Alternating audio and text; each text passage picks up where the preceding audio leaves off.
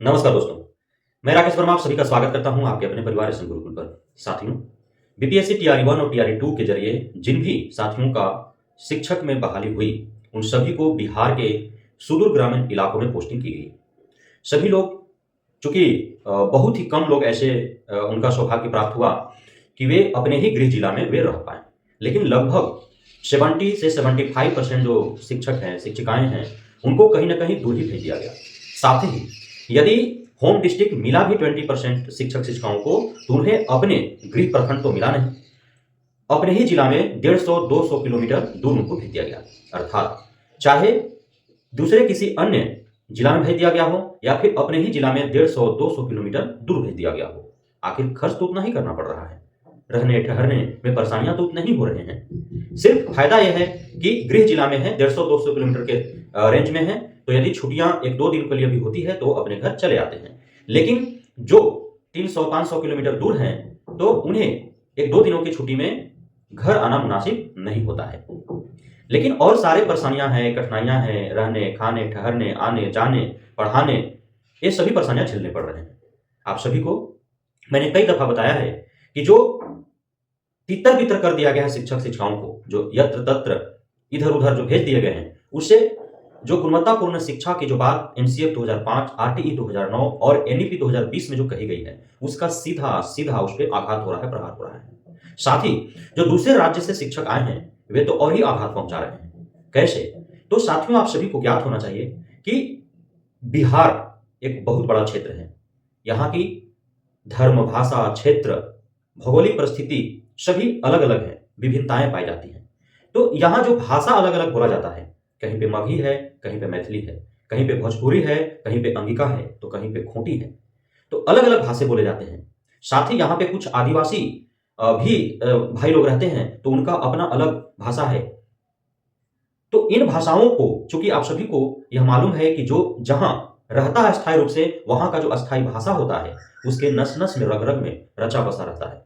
वह भले ही बनावटी हिंदी बोल ले, इंग्लिश बोल ले, लेकिन उसका अपना भाषा और शब्द जो है उसमें मिक्सअप हो ही जाते हैं, और यदि शुद्ध हिंदी और अंग्रेजी प्रयोग किया जाए तो उन्हें समझने में परेशानी होती है।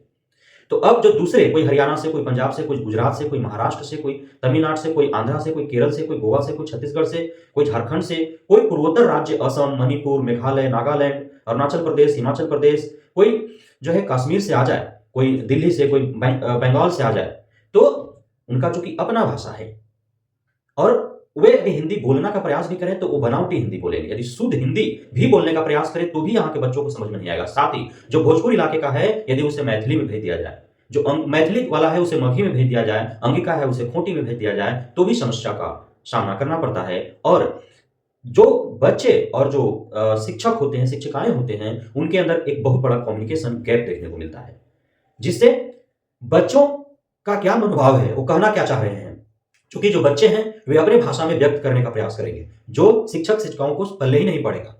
और फिर शिक्षक शिक्षिकाएं जो है वे अपने भाषा में उन्हें समझाने का प्रयास करेंगे, जो छात्र छात्राओं को पल्ले नहीं आएगा।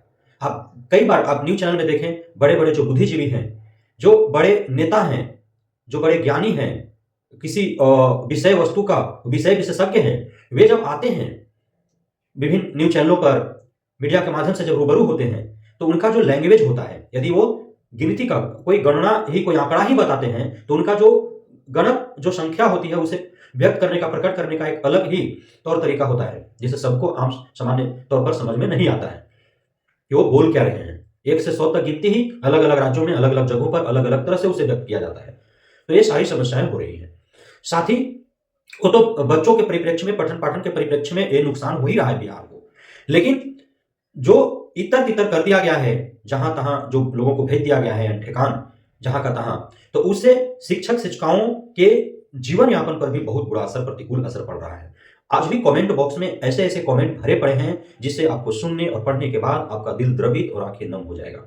आज भी 3 महीना 4 माह हो गए बीपीएससी टीआरई 1 से जो चयनित है या टीआरई 2 से भी जो योगदान ले रहे हैं, तो उन्हें जहां पदस्थापित किया गया है, वहां रहने ठहरने खाने की कोई व्यवस्था नहीं है। न राशन दुकान है, न दवा दुकान है।